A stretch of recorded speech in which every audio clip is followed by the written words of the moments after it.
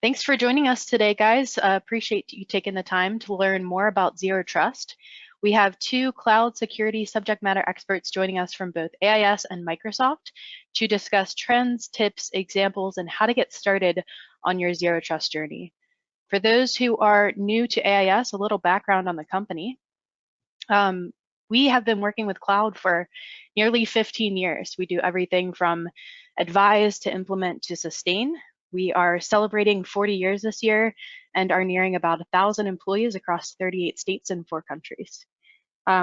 We have had the pleasure of experience across enterprises spanning DoD and federal civilian to healthcare and financial services and insurance. We've been working with Microsoft for a long time. We've been a partner since 1994, and we've been working with Azure since before it was Azure. We've been closely collaborating with product groups and across all of the different products across Microsoft Cloud. As a partner, not a vendor, at the core of everything we do are your business and mission goals. We've been known to innovate ourselves out of a job, and if we can get it done, and complete your goals faster with less manpower, we'll do it because we know there's value there. You'll see a lot of our IP and frameworks come into play when we're working with our customers alongside automation to help things move faster. The last thing I'll say here is that our team is full of lifelong learners and sharers. We bring our customers along with us through education and enablement. Learning and sharing is core to what we do. So just a little bit about us. Let's get to the good stuff. I'll pass it over to our speakers today, Meredith and Angelica. Thanks. Great, thanks, Michaela. I'm Meredith Dost, Solution Director for AIS, so I focus on developing our cloud security and compliance capabilities. I work closely with Angelica to develop some of those capabilities. So we teamed up today to talk about an important topic on many of the minds of folks that we're working with and our clients. So I'll hand it over to Angelica to introduce herself before we get started. Yes, thanks, Meredith. Yeah, as she said, we've been working together for a while. I'm a security architect at Microsoft. I work with the GPS US team, and it's really been a pleasure to team up with AIS throughout over a year now. We're very happy to be here today to talk to you about Zero Trust. Thanks. And before I skip to the next slide, I feel like I need to point out our missed opportunity to tagline something about women in cybersecurity. We could have even borrowed a cool tagline about breaking glass firewalls or something. So we'll definitely throw that in next time. But we'll go ahead and get started. Quick kickoff to this conversation. I'd like to start with some background on a little bit more of how Angelica and I have teamed up on this topic and AIS's experience with security. Then we'll move into an overview of Zero Trust and tips for getting started. For those of you who already have a great foundational knowledge of Zero Trust, this part may be a refresher, but don't worry, we'll move into some meatier examples of our experience in the second half. We'll then dig into some real world examples of Zero Trust and how to leverage Microsoft security tools. And we'll close with some info on how AIS can help you get started. All right, so a little bit about AIS security. Our capabilities are focused on enabling cloud adoption and accelerating security and compliance timelines. We have a long history of success deploying security solutions in highly regulated industries. So much of our experience over the last 5 to 10 years has been building and securing infrastructure and applications across Microsoft cloud environments. So through this experience, we've achieved a lot of Microsoft security designations. If you're familiar with that, with that world, a lot of specializations and gold competencies around our experience. So through our partnership with Microsoft, Angelica and I have teamed up to work on some of our security capabilities that include threat protection solutions. We've deployed things to our commercial and government clients like Sentinel and Defender, and continue to progress in all areas of cloud security. We've also worked together to train our security teams, lead client workshops, as well as collaborate on real-world project feedback for security tools from our teams using them to support clients, such as in security operations. All right. Zero Trust is a security model that has gained increasing attention due to its ability to address modern threats, risk posed by cloud adoption, remote work, and increasing cyber attacks. In this section, we'll recap key areas of Zero Trust to translate some of the hype and guidance around Zero Trust and provide context as to why it's important, an important topic for your organization. Through my experience advising clients and building security strategies, one of the biggest topics is always how to translate new and overlapping security frameworks and requirements in order to plan and make risk-based business decisions for their organization.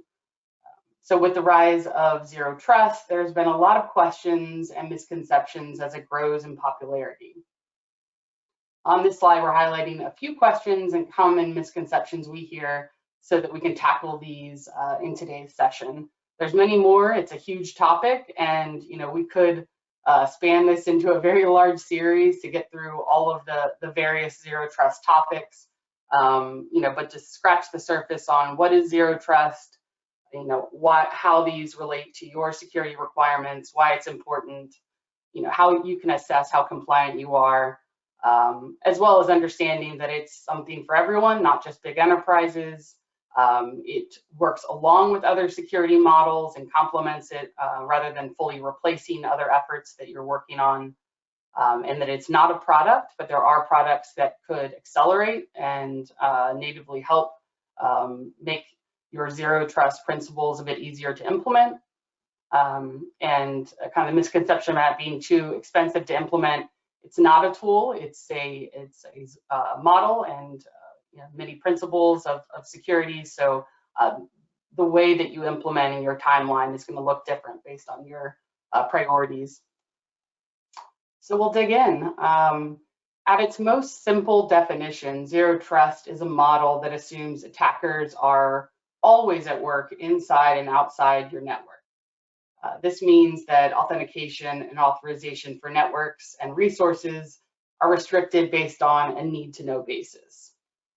So the concept of never trust, always verify is a reminder that no user or device should be automatically trusted, and all traffic should be assumed to be potentially malicious. This highlights the importance for ongoing verification and validation in maintaining a secure network and protecting your company's data. So if someone asks you what Zero Trust is, you'll have a quick little elevator pitch about what you know. That's, I would say, going back to those common questions, I get stopped after mentioning Zero Trust many times just to explain, give me the short version. What does it mean? It seems to be the #1 question that I get. All right, moving into the principles of Zero Trust. So core to Zero Trust are these principles: verifying explicitly, applying least privilege access, and always assuming breach. Like we mentioned before, not trusting or having any sort of trust, automatically trusted source. These principles should be applied across, a comprehensive control plane to provide multiple layers of defense. So as you're looking at some of these key principles, the first one being verify explicitly, or like we mentioned in the last slide, never trusting, always verifying. Ensuring least privilege access, which involves granting users and devices only the minimum level of access required for them. Next, assuming breach. Like we mentioned, this involves assuming that everything is malicious, whether it's network traffic, user behavior that is potentially malicious, assuming that risk is always there. Next, micro-segmentation. This involves dividing network into small isolated segments and applying access controls and monitoring to each segment individually. And last, continuous monitoring, which is a principle of many security frameworks that emphasizes the need to continuously monitor networks and user behavior and log this data for analysis and auditing.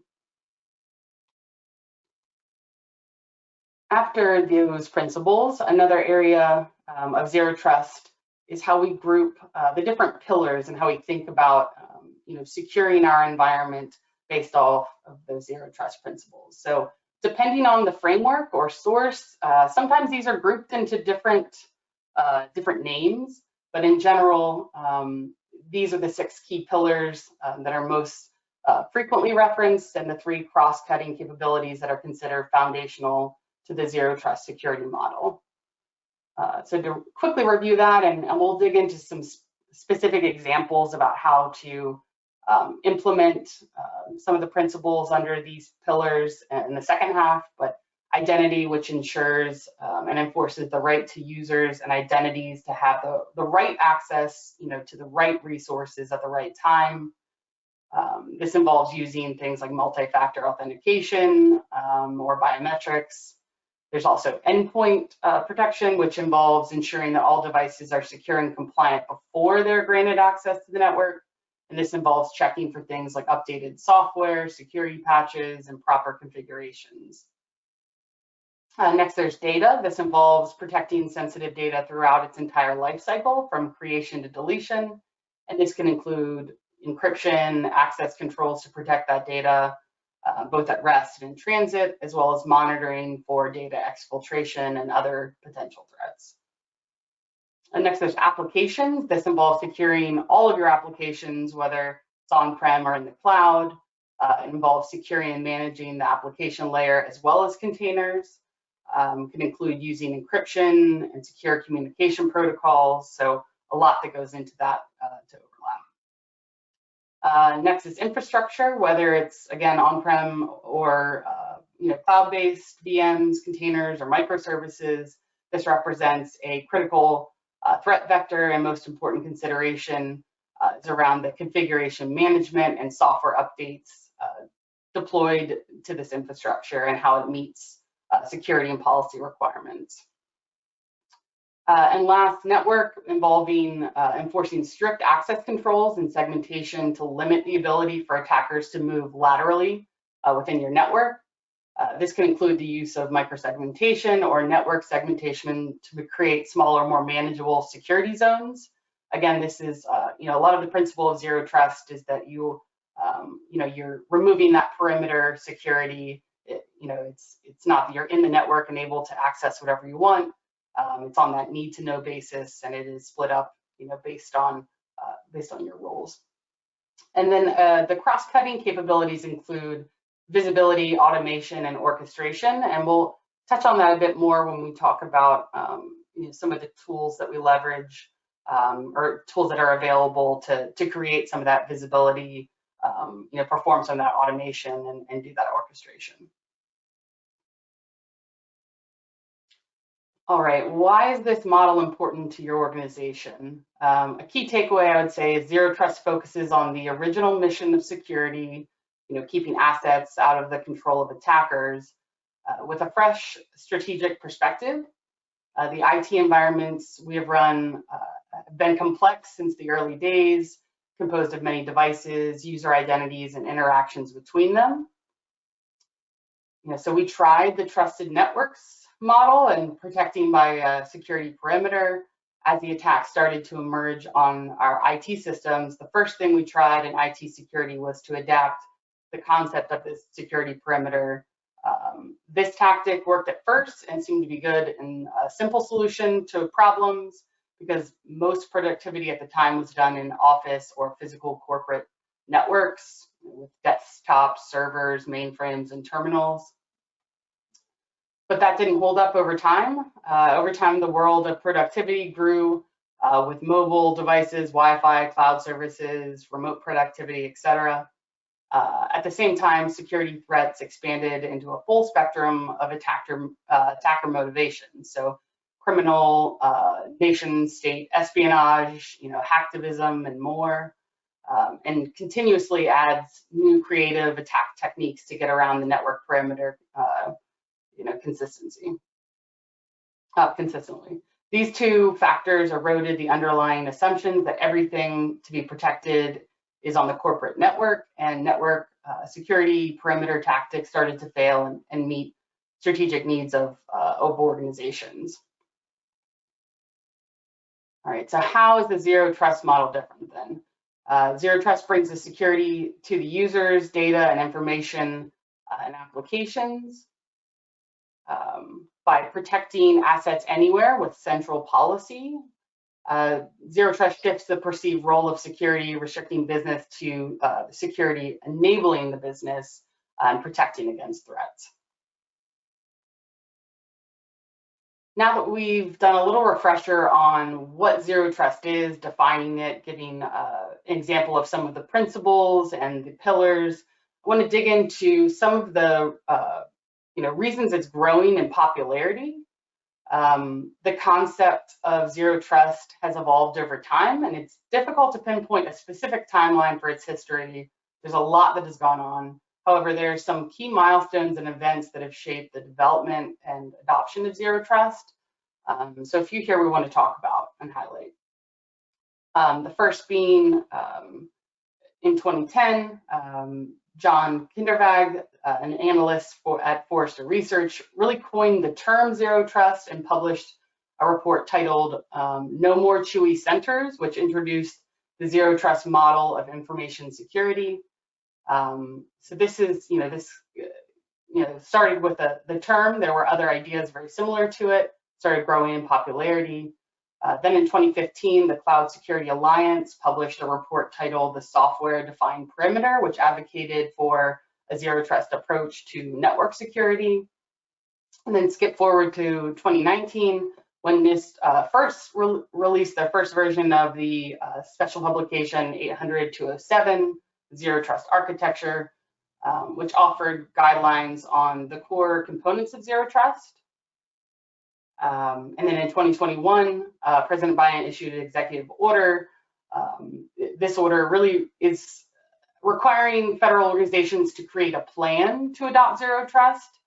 A lot more to come, and as with everything, it will take time, but this is a big step and definitely a reason for it becoming so popular. And the more recent 2 years is this executive order, in combination with last year the release of the Zero Trust strategy roadmap from the DoD, which lays out many things, one being a maturity model of services, target and advanced, others being a strategy for moving the DoD and the government towards a Zero Trust strategy, and some objectives for getting those plans in place.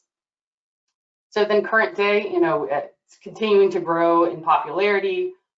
Just to pull one statistic, Gartner predicts 60% of organizations will embrace Zero Trust as a starting point for security by 2025, but half will fail to realize the benefits. I thought that was interesting to point out because Zero Trust has been such a confusing topic, and that's why many of you are here today to kind of dig into a little bit more of the steps and how to get started. So it's important to understand why we're doing what we're doing, and make a plan and make incremental steps towards our adoption of Zero Trust. All right, next we're going to dig into a couple of tips to get started and some of the steps while creating your Zero Trust strategy. One of the biggest recommendations to start simple with your plan, just like deploying any other security framework or major change. You'll need to understand clearly where you are, where you want to be, and what steps you want to follow, as well as aligning that with your security and business priorities. So even simple steps to assess, create a plan, implement, certain actions, and then monitor and continuously mature is a great way to get started. And we'll build on this and explain how we've done this, with some other examples. Next, you want to define your strategy. A couple of great tips highlighted in the Cloud Security Alliance, as a reminder that Zero Trust is not a project or a product. It's a continuous journey of evolution. You're not going to find many, if any, organizations that are fully adopted to Zero Trust. This is, a long journey, and taking those small steps.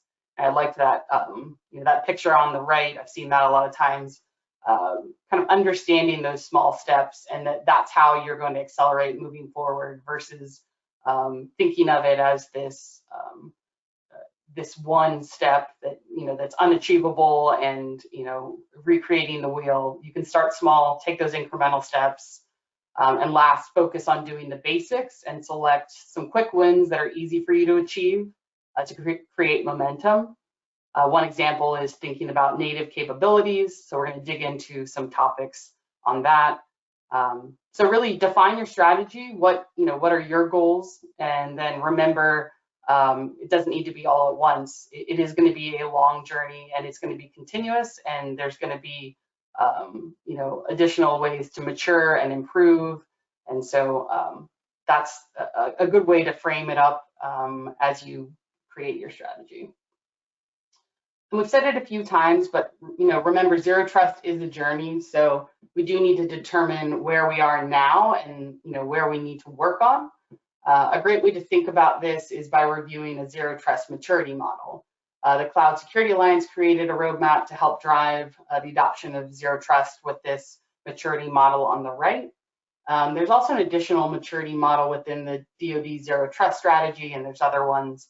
But regardless of which you measure against, you can see across the pillars of zero trust how to progress from a low level of maturity to a high level of maturity, because it's not going to be all at once, and you're going to have to make risk-based decisions on which controls or services you'll roll out within your organization and what level of change you can influence. So the tip here is to plan and measure your goals. So understand where you are in that maturity, where you want to be, and decide what what steps you'd like to take this year and next year and onward. All right, it's important to have an approach to effectively make change in your security posture. So an example of how we do this is our AIS security delivery framework, which really builds on the best practice guidance from NIST, the risk management framework, and many other security standards.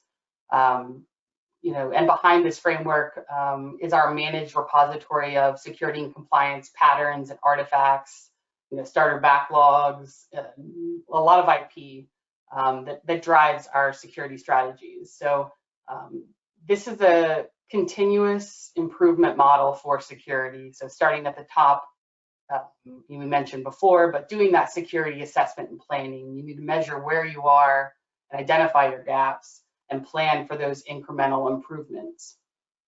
Then moving into deploying or improving your security baseline. So that could be solutions, new security solutions or services or controls, really just taking those gaps and making continuous updates and improvements to close those gaps to protect your organization against threats.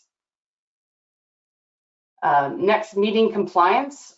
This is a big one and could span to many different types, but whether you have specific zero trust goals, government or commercial regulatory compliance frameworks to meet, an audit that's coming up, there's a process that overlaps with zero trust objectives. These go hand in hand. You don't have to be following one or the other. There's a lot that maps between them, and you can make these improvements and meet those compliance goals together. You just need to define, through this process, what is your goal, what are your gaps, what compliance do you need to meet, and map those together. So this is something that we help a lot of clients with, is coming in and understanding all of their various compliance and security needs and how we can bake that in from the very beginning. Because we've seen time and time again, when security is, or compliance is the afterthought, that is what's going to stop something from moving into production. It's going to stop something and delay it by 6 months to go through some paperwork or an audit or many other things. So our focus is driving that security and compliance objective from the beginning, meeting it, moving into security operations, which, the main objective of security operations is to detect, respond to and recover from active attacks on enterprise assets. So as it matures, security operations should reactively respond to attacks detected by tools, but also proactively hunt for attacks that slipped past those reactive detections. And last, the reason to follow a risk-based, continuous improvement model like this is to understand that, it's not a one-time thing. You're not going to go through, build it, move into operations, and, be set for your security. There's continuous evolution. There's new security threats. So looking for how can I mature, my security posture, what type of innovation or automation would put my organization in a better place. This is a loop that continues. All right, next I want to jump into an example based on some lessons learned. So to start here, given a little bit of history about AIS's experience with security and in highly regulated industries, but to highlight a couple of other things specific to government cloud experience. Sorry, my slide is jumping. AIS was actually the first to establish a cloud environment for unclassified and classified data. So through that experience in those strict regulations, our shift to zero trust principles has been pretty seamless in terms of mapping strict requirements. So we've taken a lot of those patterns and practices, we've moved them into our process that you saw on the previous slide. An example of this in a real world example, had a client who had critical workloads that needed to move into a FedRAMP High environment in Azure. And they really needed the end-to-end solution. They needed the security architecture, engineering, identity, compliance support to build out the entire environment. From a strategy perspective, they wanted to begin to adopt zero trust principles. They wanted to, they had to go through the risk management framework to achieve an authority to operate, which really means putting production data within that environment and going live and actually using it with government data. They also needed to meet the U.S. Office of Management and Budget's M2131 memorandum. So for this one was for federal government agencies, needing to define event logging requirements related to cybersecurity incidents. So lots of different overlapping requirements. I would say this is very, very common. There's a bunch of things. How can we move these forward? How do they build on each other? And how do we accelerate getting to these goals? So our solution built the FedRAMP High landing zone. We deployed native security services to meet the NIST 853 controls, implement zero trust principles, assist with the roadmap of continuous improvement. And the result was a successful authority to operate, which is that government approval for them to host the data and move into production. And it really accelerated their path to begin down this zero trust security adoption. Again, they're not completely there. There's many facets to it. Having that architecture and principles in place and how to leverage and continuously mature, is the first step. And then on the right, as we introduce the topic of unlocking zero trust resources within the cloud, there are a few that we want to highlight that this customer in particular took advantage of. So centralized control and visibility. So that speaks to those cross-cutting capabilities that we talked about with the zero trust pillars. It provided scalable solutions that could easily adapt. That's important as we shift and grow our security strategy and mature our solutions. It gave the ability for automation and orchestration capabilities, which were part of our cross-cutting capabilities on our zero trust pillars. and an advanced threat protection and measures to help safeguard against cyber attacks. So our deployment of Sentinel and Defender to help in this specific example. So those measures all together really applied to many different security frameworks, as well as the zero trust principles. All right, so through our experience deploying Microsoft security solutions for our customers, we have seen the benefits of what Microsoft offers for zero trust adoption. So we've seen that firsthand in that example. In this next section, Angelica is going to take over and dive deep into some of the Microsoft implementation tools that support this. Yes, thank you, Meredith. So at Microsoft, we really have embraced that zero trust to defend our own resources and also as our guiding principles for the development of our own products. We really see zero trust as an essential security strategy for organizations of all sizes. And we also believe that a zero trust approach should extend throughout the entire digital estate. And it should really serve as an integrated security philosophy. So basically an end-to-end strategy. So that's where these zero trust pillars come into play. And I'll be talking about each of these in detail in the next slides. And I know Meredith mentioned the pillars, but I'm really digging into them and what you really should expect from a solution that supports zero trust. So we're going to start with identities. And to us, the Microsoft identities are really the foundation of zero trust. And that can be a human identity or it could be a workload identity. So when we're talking workload, we mean like your machine-to-machine type of authentication. So really any kind of identity goes in here. And when an identity is going to attempt to access a resource, we need to be able to verify that identity with strong authentication.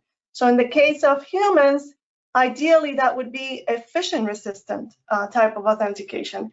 And we need to also ensure that the access is compliant and that it is typical for that identity and that it follows least privilege access principle. And next we have the endpoints. So once that identity has been granted access to a resource, data can now flow to a variety of different devices, and that could be IoT devices, that can be smartphones, maybe some managed devices, and also BYOD, so that employees can bring their own device too. And that diversity creates a massive attack surface area, which is really going to require that we monitor and that we enforce device health and compliance to make sure that we secure that access. And so moving on to data. So ultimately, security teams are focusing on protecting data as they should be. But where possible, data should remain safe even if it leaves the devices, even if it leaves the applications or the infrastructure or even the network that the organization has control over. So therefore, your data should be classified. It should be labeled. It should be encrypted. And access should be restricted based on those attributes. And then we have applications. And it's really not just applications, but also applications and APIs, because that's how data is consumed. And that might mean some legacy on-prem application. That might mean an app that was lifted and shifted to cloud, or maybe it's a modern SaaS application. And when you think about applications, there are really a few areas that you should be thinking of. Like, for example, the ability to discover shadow IT. And also how to ensure that appropriate permissions have been set for all users within the application. And you should also be able to grant or deny access based on real-time data. Like if the IP that the connection is coming from, it's known to be associated with malware, you should be able to take decisions based on that. And you should also be able to monitor for abnormal behavior. So things like impossible travel. Like I'm here right now in South Florida, but 10 minutes ago, I was maybe in Italy. That should raise an alert. And you should also be able to control user actions based on that data. And finally, you should be able to validate and secure that there's secure configurations in place for those applications that we're monitoring. And then we come to infrastructure. And that, like Meredith was saying, that could be on-prem servers, it could be cloud-based, VMs, containers, microservices, any infrastructure that is going to represent a critical threat vector. You really should be able to assess for version, configuration, just-in-time access to make sure that you harden your defenses. You should also be able to use telemetry to detect attacks and anomalies. And you should be able to automatically block and flag risky behavior. Make sure that you can take protective actions. And finally, we have networks, because all data is ultimately going to get access over some network infrastructure. And network controls can really provide visibility, and also it should also help you prevent attackers from moving laterally across the networks. So that's why networks should be segmented, including the deeper in-network microsegmentation. And a good protection should also include real-time protection. And you should also use end-to-end encryption, monitoring, and analytics to be able to protect those networks. So each of these 6 pillars that I've talked about, they really serve as a source of a signal to us at Microsoft. And you'll see how all that comes together in a minute. It's really like a control plane for enforcement, and really it also means it's a critical resource for us to defend. And you should really appropriately spread your security investments across each of these elements so that you can have the maximum protection that you can get. And so based on our real life deployments and our experience, we have 3 core principles to a successful zero trust strategy. And this should sound very similar because this is pretty much industry standard. So the first one is verify explicitly. So you don't know what you don't know. So you always have to make security decisions using every available data point. So that could be the identity, the location, the health of the device, the resource that they're trying to access, even the data classification that is being accessed, and any anomalies that are detected during that process should be evaluated too. So every access request should be strongly authenticated. It should be authorized within the policy constraints, and it should be inspected for anomalies before the access is actually granted. And then we have using least privilege access. So limit access as much as possible using things like just-in-time and just-enough access, and also risk-based adaptive policies.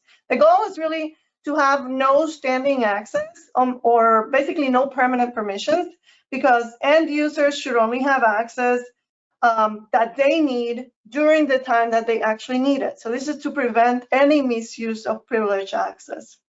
And then last one is assume breach. So the goal here is really to minimize that blast radius using those tools like the microsegmentation, the end-to-end encryption, the continuous monitoring, and even the automated threat detection and response.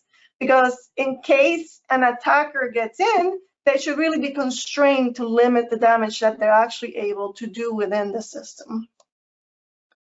Okay, and so this is our Microsoft Zero Trust architecture and what that looks like. So like I said, the foundation for us is identities. And that's, again, human and workload identities. So whether they're coming from a managed device or a corporate device or from a personal device, the policies put in place, and those policies should really be based on your Zero Trust principles. So then those policies should be evaluated for each of those requests. And the policies should then intercept the request, right? And explicitly verify those signals from all those 6 foundational pillars. So things like the role of the user, the location, again, where they're coming from, the device, whether it is compliant or not that they're accessing from, the data sensitivity, the data that they're actually trying to access, and things like that. So not only is the policy evaluated at the time of authentication, but really throughout the session. So even if one of these things changes as the session evolves, that should also be, the system should be able to respond to that change. So it's really continuously evaluated. And you can also have policy optimization and threat protection. So that means that the data that we get at Microsoft about maybe compromised IPs or maybe a user password that was found somewhere in the darknet, things like that should also be taken into consideration to be able to block that access when there's a risky situation. And these integrated elements really act based on telemetry across every pillar to make decisions with real-time signals. And like I said, not just during the login time, but also throughout these sessions. Okay, and now here you can see various actions that can be taken.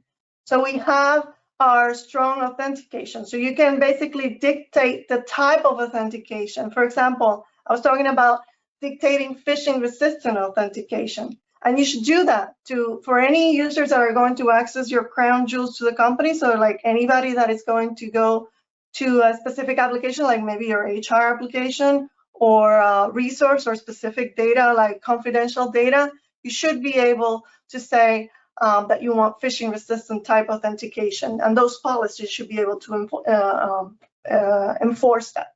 And then you have device compliance. So for example, you have determined what specific versions or what encryption requirements or a combination of attributes that is going to determine if a device is compliant or not.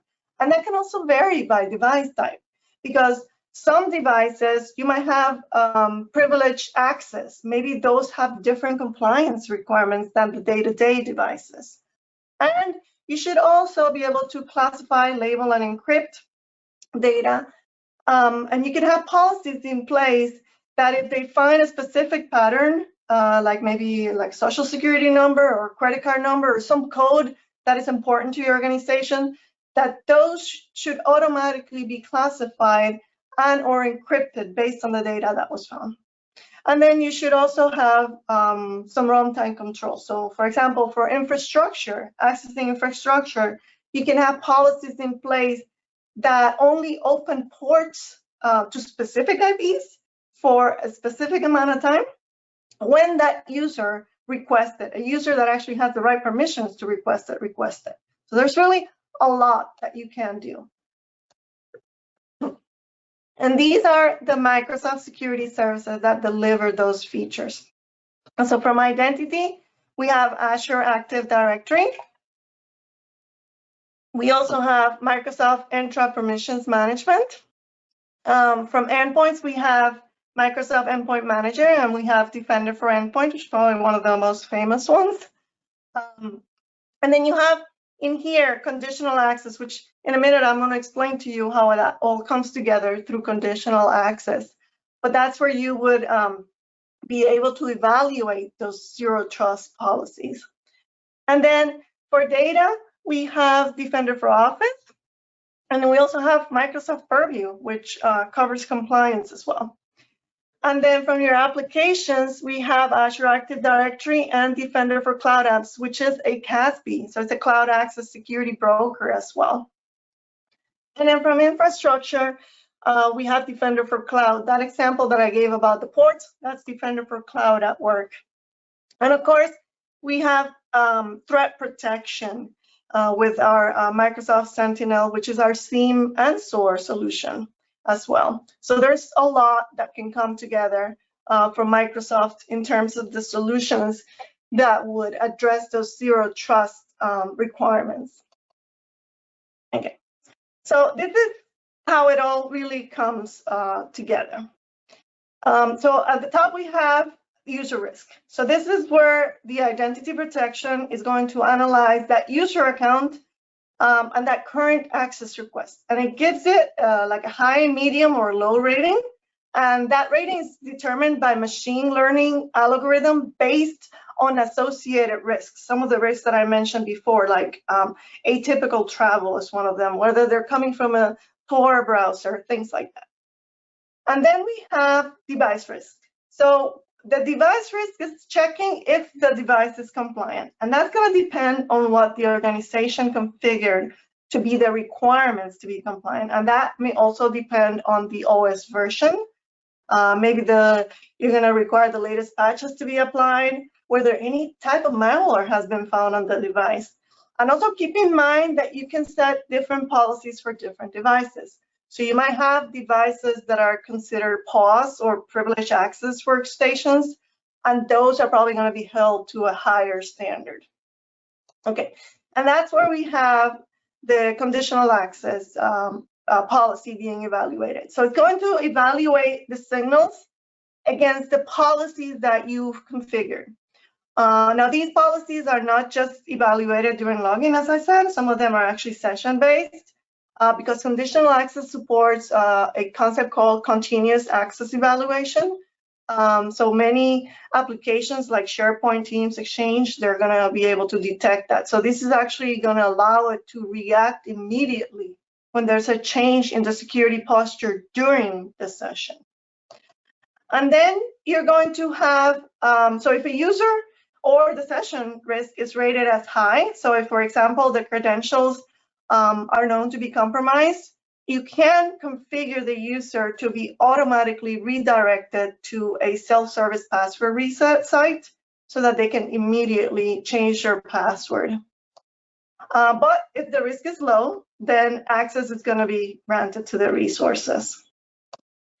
And you can also restrict access to specific applications. Maybe you want Exchange admins to only activate their admin roles from those privileged access workstations. Or maybe you want developers that are working on an AWS production account to only do so from a compliant device. You can do that. And here we also see how on-prem applications can also be accessed using Azure AD proxy, which means that you don't need a VPN. And that also supports conditional access. And we also combine conditional access with Defender for Cloud Apps, which is that CASB that I was telling you about. So if a device is not compliant, you can set up a rule where maybe a download is going to be blocked if there's higher sensitivity documents. So if you have a confidential document, and if you're not coming from a compliant document, it's not going to allow you to download it. So those are just some of the examples of what you can configure using our Microsoft security services. And finally, I just wanted to quickly share with you some data from the Total Economic Impact Zero Trust from Forrester Consulting. This was the report that was commissioned by us at Microsoft for the benefit of customers that are currently evaluating increased investment in their Zero Trust security posture. And this study examined the potential return of investment for enterprises and how they may be able to realize that by implementing a Zero Trust framework with Microsoft solutions.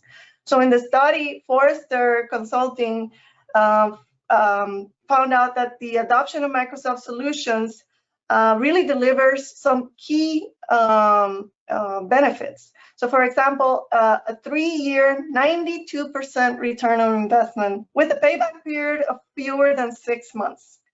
Also a 50% reduction in calls to the help desk. That's huge.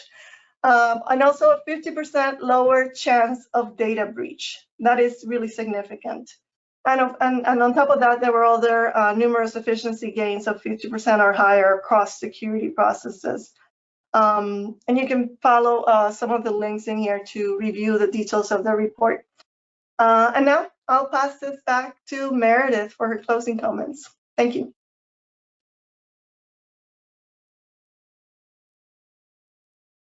All right. Thanks, Angelica. All right, as we begin to wrap up today's topics, I want to close with some actionable ways AIS can help get started. You know, our security capabilities are across architecture, engineering, compliance, and security operations.